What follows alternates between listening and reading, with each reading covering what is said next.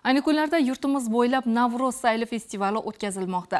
Respublika Ma'naviyat va ma'rifat markazi, Ma'rifat targ'ibotchilar jamiyati hamda qator tashkilotlar hamkorligida tashkil etilayotgan mazkur madaniy ma'rifiy festival tadbirlari Surxon vohasining turli hududlarida ham ko'tarinki ruhda bo'lib o'tmoqda. Joylardan muxbirlarimiz xabar beradi. Vohaning so'lim go'shalaridan biri bo'lgan Boysun tumanida Respublika Ma'naviyat va ma'rifat markazi, O'zbekiston mahallalari uyushmasi, Madaniyat vazirligi, Yoshlar ishlari agentligi, O'zbekiston yozuvchilari uyushmasi, Ma'rifat targ'ibotchilar jamiyati hamkorligida Navro'z sayli festivali o'tkazildi. Tashkil qilingan mazkur festival doirasidagi tadbirlarda keng jamoatchilik vakillari faol ishtirok etishdi. Surxondaryo viloyati o'zini boy tarixi, takrorlanmas asori atiqalari, qadriyat urf-odatlariga ega. Shundan bo'lsa kerak, mana shu Navro'z sayli munosabati bilan o'tkazilayotgan barcha ijtimoiy loyihalarimiz juda chiroyli tarzda nishonlanyapti. Unutilib borayotgan qadriyat urf-odatlarimizni yanada qayta tiklanishi, yoshlarimiz, aholi orasida keng targ'ib etish, tarannum etish bizni asosiy vazifalarimizdan biri hisoblanadi.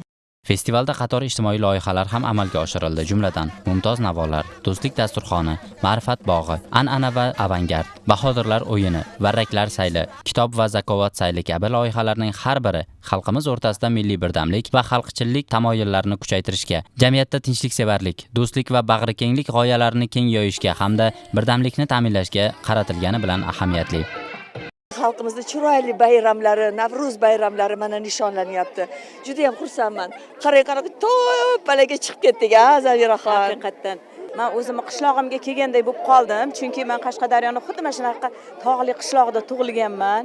O'sha uchun shunaqa bir yutoqib yo'lda kelayotib, qirlarni, daraxtlarni, bu tabiatni, toza havolardan nafas olib, endi bayram sayli hozir butun O'zbekistonda bayram bo'layapti.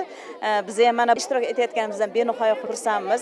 Navro'z bayram azaliy bayram. Bayramlar juda ham chiroyli boshlanibdi va davom etyapti. Bundan keyin ham bo'laversin. Odamlarni qarang, xursand bo'lgan. Bu xursandchilikka hech narsa yetmaydi. Ular tinchlik bo'lsin. Yurtimiz obod bo'lsin, mana shu bayramlarimiz ko'p bo'lsin. Festival doirasida Bahodirlar o'yini, milliy sport musobaqalari ham o'tkazildi. Ayniqsa polvonlarning maydonda mardonavor kurashi tomoshabinlarda o'zgacha taassurot qoldirdi. Kurash bu xalqimizning asrlar davomida shakllanib kelgan milliy an'anasi hisoblanadi.